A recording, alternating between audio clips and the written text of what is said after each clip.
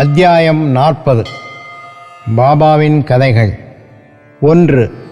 திருமதி தேவின் உத்தியாபான விழாவிற்கு ஒரு சந்நியாசி போல் மற்ற இருவருடன் செல்லுதல். 2.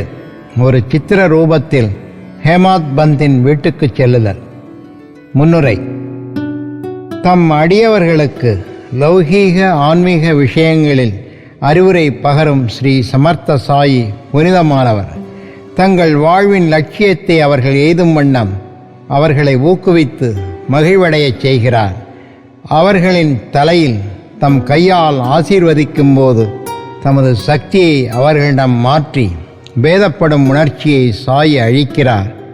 துவைத உணர்வின்றி வித்தியாசமின்றி பக்தர்கள் கீழே விழுந்து வணங்கும் போது அவர்களை அரவணைத்து எட்டியடைய முடியாத பொருளாகிய தம்மையே அவர்களுக்கு கொடுக்கிறார்.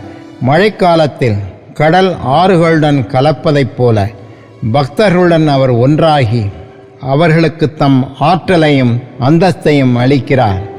கடவுளின் லீலையை மட்டும் பாடிக்கொண்டிருப்போருக்கு நிகராக அல்லது அவர்களை காட்டிலும் கடவுளின் அடியவர்களின் லீலா வினோதங்களை பாடுவோர் பாபாவுக்கு பிரியமானவர்கள் என்பது இதன் மூலம் அறியப்படுகிறது.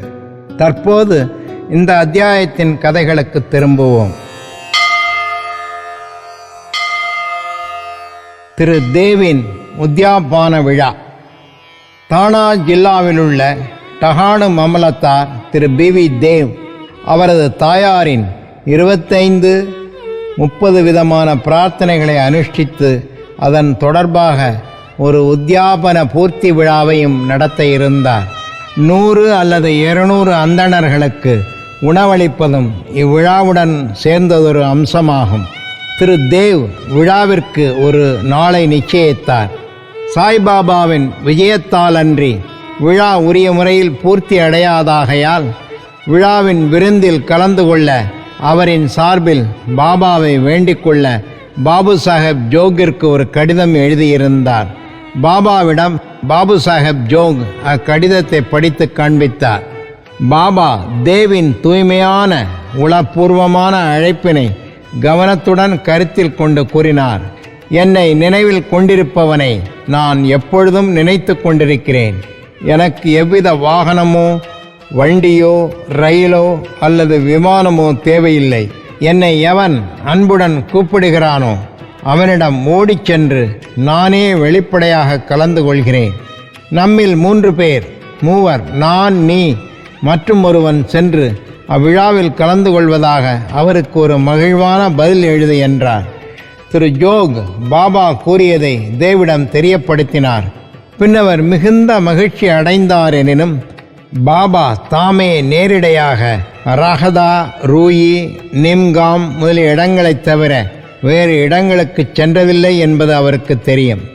பாபா சர்வ வியாபியாக இருப்பதால் அவரால் இயலாதது ஒன்றும் இல்லை என்றும் அவர் விரும்பினால் எந்த ரூபத்திலும் திடீரென்று வந்து தமது சொற்களை நிறைவேற்றலாம் என்றும் எண்ணினார். இதற்கு சில நாட்களுக்கு முன்னால் வங்காள உடையிலுள்ள ஒரு சந்நியாசி பசுக்களை பாதுகாத்தலே தனது குறிக்கோள் என கூறிக்கொண்டு டஹானு ஸ்டேஷன் மாஸ்டரிடம் நிதி வசூலிக்க வந்தார்.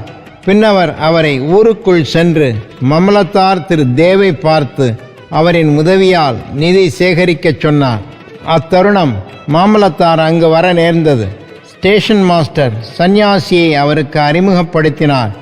இருவரும் மேடையில் அமர்ந்து பேசிக் கொண்டிருந்தனர். திரு தேவ் வேறொரு தர்மத்திற்காக ஒரு நிதி வசூல் ஏற்கனவே ராவ் சாஹேப் நரோத்தம் ஷேட் என்ற பெரிய மனிதர் ஒருவரால் ஆரம்பிக்கப்பட்டுள்ளது. எனவே பிறிதொரு நிதி வசூலை தற்போது ஆரம்பிப்பது நன்றல்லவென்றும் அவர் 2 அல்லது 4 மாதங்களுக்கு பின்னர் அவ்விடத்துக்கு விஜயம் செய்தால் நல்லதென்றும் அவரிடம் கூறினார். இதை கேட்டு அத்துறவி அவ்விடத்தை விட்டு அகன்றார். சுமார் 1 மாதத்திற்கு பின் அத்துறவி ஒரு குதிரை வண்டியில் காலை சுமார் 10 மணி அளவில் வந்து திரு தேவின் வீட்டின் முன் நின்றார். திரு தேவ் அவர் நிதிக்காக வந்திருப்பதாக நினைத்தார். விழாவுக்கான ஏற்பாடுகளில் அவர் ஈடுபட்டிருப்பதைக் கண்டு அத்துறவி தாம் பணத்துக்காக வரவில்லை என்றும் உணவுக்காக அங்கு வந்திருப்பதாகவும் கூறினார். தேவ் மிக்க நன்று, மிக்க மகிழ்ச்சி, உங்களுக்கு நல்வரவு. இந்த வீடு தங்களுடையது. துறவி: என்னுடன் மற்றும் இருவர் இருக்கிறார்கள். தேவ்: நல்லது, அவர்களுடன் வாருங்கள். விருந்து நடைபெற இன்னும் 2 மணி நேரம் இருந்ததால் எங்கு சென்று அவர்களை அழைத்து வர வேண்டுமென தேவ் கேட்டார். அது தேவையில்லை, குறிப்பிட்ட நேரத்தில் நானே அவர்களுடன் வருவேன் என்றார். தேவ் அவரை நடுப்பகலில் வரும்படி கூறினார். சரியாக மதியம் 12 மணிக்கு அம்மூவரும் வந்து விருந்தில் பங்கேற்று விருந்து உண்டபின் சென்று விட்டனர். விழா முடிந்ததும் தேவ் பாபாவின் வாக்குறுதி மீறலை குறித்து வருந்தி பாபு சாஹேப் ஜோகிற்கு ஒரு கடிதம் எழுதினார். ஜோக் பாபாவிடம் அக்கடிதத்துடன் சென்று அதை திறக்கும் முன்னரே பாபா: நான் அவனுக்கு வாக்குறுதி அளித்துவிட்டு ஏமாற்றி விட்டதாக அவன் கூறுகிறான். அவனது விருந்துக்கு நான் மற்ற இருவருடன் செல்லவே செய்தேன். ஆனால் அவன் என்னை புரிந்து கொள்ளவில்லை. பின்னர் எதற்காக என்னை அழைக்க வேண்டும்? சந்நியாசி நிதி கேட்க அவனிடம் வந்திருப்பதாக அவன் எண்ணினான். அது பற்றி அவனது ஐயத்தை நான் நீக்கவில்லையா? மற்ற இருவருடன் வருவதாக நான் கூறவில்லையா? மூவரும் உரிய நேரத்தில் வந்து உணவு கொள்ளவில்லையா? பார், எனது மொழிகளை காப்பதற்கு நான் எனது உயிரையே தியாகம் செய்வேன். எனது மொழிகளுக்கு மாறுபட்டு நான் இருக்கவே மாட்டேன் என்றார். இப்பதில் ஜோகின் உள்ளத்தை மகிழ்வடையச் செய்தது. இவை அனைத்தையும் திரு தேவுக்கு தெரிவித்தார். அதை அவர் படித்த உடனே ஆனந்த கண்ணீர் விட்டார். வீணாக பாபாவை குற்றம் கூறியதற்காக தம்மைத்தாமே கடிந்து கொண்டார். துறவியின் முந்தைய வருகையினால் தான் எவ்வாறு ஏமாற்றப்பட்டார் என்பதையும், உணவுக்காக தாம் இருவருடன் வருவதாக கூறிய துறவியின் கூற்றில் உள்ள குறிப்பை தான் எங்கனம் புரிந்து கொள்ள தவறிவிட்டார் என்பதையும் குறித்து ஆச்சரியப்பட்டார். அடியவர்கள் தாங்களே முழுமையாக சத்குருவிடம் சரணாகதி அடையும் போது அவர்தம் வீட்டில் நடைபெறும் மதச் சடங்குகள் உரிய முறையில் தேவையான சம்பிரதாயங்களுடன் நடத்தப்படுகின்றனவா என்று அவர் கவனிக்கிறார் என்பதை இக்கதை நமக்கு தெளிவாக காட்டுகிறது.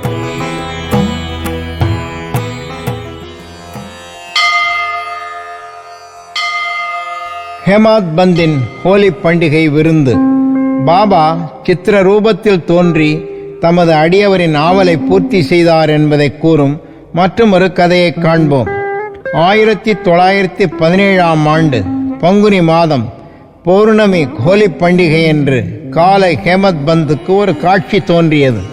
பாபா அவரது கனவில் நன்றாக உடையணிந்த ஒரு துறவியை போன்று தோன்றி அவரை எழுப்பி அன்று உணவுக்காக அவரிடம் வருவதாக கூறினார். கண்விழித்து எழுந்து அவர் ஒரு துறவியையோ அல்லது சாயையோ காணவில்லை. ஆனால் அவர் கனவை நினைவு கூறத் தொடங்கிய போது கனவில் துறவி கூறிய ஒவ்வொரு வார்த்தையையும் ஞாபகத்தில் வைத்திருந்தார். 7 ஆண்டுகளாக பாபாவுடன் அவர் தொடர்புடையவராக இருந்தாலும், பாபாவையே எப்போதும் தியானித்த போதிலும் பாபா உணவுக்காக தம் வீட்டுக்கு வருவார் என்று அவர் எதிர்பார்க்கவில்லை. ஆயினும் பாபாவின் மொழிகளால் மனம் மகிழ்ந்து தனது மனைவியிடம் சென்று, அன்று ஒரு புனிதமான நாளாக இருப்பதால் ஒரு துறவி விருந்தாளி உணவுக்காக வருகிறார் என்றும் அதிகமான உணவு தயார் செய்ய வேண்டுமென்றும் கூறினார். அவள் விருந்தாளியை பற்றி யார் எப்போது வருகிறார்கள் என கேட்டாள்.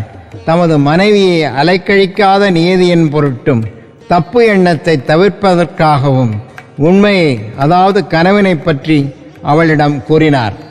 பாபா அவ்விடத்திற்கு, பாந்திராவுக்கு, ஷிர்டியிலிருந்து அங்குள்ள நேர்த்தியான உணவை விட்டுவிட்டு சாதாரணமான தங்கள் வீட்டு உணவை ஏற்க வருவாரா என்று அவள் ஐயத்துடன் கேட்டாள்.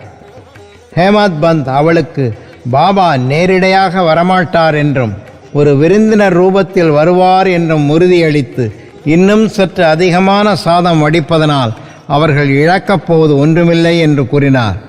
இதன் பின்னர் விருந்துக்கான ஏற்பாடுகள் செய்யப்பட்டு மதியத்திற்குள் அது தயாராகியது. ஹோலி வழிபாடும் செய்யப்பெற்று இலை போடப்பட்டது. அதை சுற்றிலும் கோலமிடப்பட்டது. நடுஸ்தானம் விருந்தாளிக்கெனவும் மற்றவர்களுக்கு 2 வரிசைகளிலும் இலைகள் போடப்பட்டன. குடும்பத்தின் எல்லா உறுப்பினர்களும், மகன்கள், பேரன்கள், புத்திரிகள், மருமகன்கள் அனைவரும் வந்து தத்தமது இடங்களில் அமர்ந்தனர். பல்வேறு விதமான உணவு வகைகள் பரிமாறப்பட்டன. இது நிகழ்ந்து கொண்டிருக்கையில் அனைவரும் விருந்தாளிக்காக எதிர்பார்த்திருந்தனர். மதியம் கடந்துவிட்ட போதிலும் ஒருவரும் வரவில்லை. பின்னர் கதவு சாத்தப்பட்டு தாளிடப்பட்டது. பின்னர் அன்னசுத்தி நெய் விடப்பட்டது. இதுவே உண்ண ஆரம்பிப்பதற்கான அடையாளம். அக்னிக்கு முறையான சமர்ப்பணமும் ஸ்ரீ கிருஷ்ணருக்கு நைவேத்தியமும் கூட ஆயிற்று. குடும்பத்தினர் உண்ண ஆரம்பிக்கும் அதே தருவாயில் வாசலில் காலடி சத்தம் தெளிவாக கேட்டது. ஹேமாத் பந்த் உடனே சென்று கதவை திறந்தார். அலி முகமது, மௌலானா இஸ்மு முஜாவர் ஆகிய இருவரை கண்டார். உணவு தயாராக இருப்பதையும் குடும்பத்தினர் உண்ண தயாராக இருப்பதையும் அவ்விருவரும் கண்டு ஹேமாத் பந்திடம் மிகுந்த வருத்தம் தெரிவித்து தங்கள் குறுக்கீட்டிற்கு மன்னிப்பு கோரினர். அவர்கள், எங்களுக்காக நீங்கள் இருக்கையை விட்டு எழுந்து ஓடி வந்திருக்கிறீர்கள். மற்றவர்கள் உங்களுக்காக காத்து கொண்டிருக்கின்றனர். எனவே தயவு செய்து இந்த உங்கள் பொருளை பெற்றுக்கொள்ளுங்கள். நாங்கள் அதன் வியத்தகு கதை முழுவதையும் தங்களுக்கு சௌகரியப்படும் போது பின்னர் விவரிப்போம் என்று கூறினார்கள். இவ்வாறு கூறிக்கொண்டே பழைய செய்தித்தாள் ஒன்றினால் சுற்றப்பட்டிருந்த பொட்டலம் ஒன்றை மேஜையின் மீது வைத்தார்கள். ஹேமாத் பந்த் அதனை பிரித்து பார்க்கையில் அவருக்கு பெரும் ஆச்சரியத்தையும் வியப்பையும் விளைவிக்கும் வகையில் சாய்பாபாவின் பெரிய அழகிய படம் ஒன்றை கண்டார். உடம்பு முழுவதும் மயிர்கூச்செறிய, கண்களில் நீர் வழிய, மிகவும் மனதுருகி தனது தலையை தாழ்த்தி படத்திலுள்ள பாபாவின் பாதங்களில் வைத்து கொண்டார். பாபா இத்தகைய ஆச்சரிய லீலையால் தம்மை ஆசீர்வதித்திருப்பதாக நினைத்தார். அறிவதற்கு ஆர்வம் மேலிட அப்படத்தை அவர்கள் எப்போது வாங்கினார்கள் என்று கேட்டார். அலி முகமது தான் அதை ஒரு கடையிலிருந்து வாங்கியதாகவும் எல்லோரும் காத்திருப்பதால் அப்படத்தை பற்றிய எல்லா விவரங்களையும் பிறிதொரு சமயம் சொல்லுவதாகவும் மற்றவர்களுடன் அவரை உண்ணச் செல்லுமாறும் கூறினார். ஹேமாத் பந்த் அவர்களுக்கு நன்றி தெரிவித்து வழி அனுப்பிவிட்டு சாப்பிட வந்தார். பின்னர் ஏற்கனவே ஒதுக்கப்பட்டிருந்த இடத்தில் படம் வைக்கப்பட்டு நைவேத்தியம் உரிய முறையில் செய்தான பிறகு அனைவரும் உண்ணத் தொடங்கினார்கள்.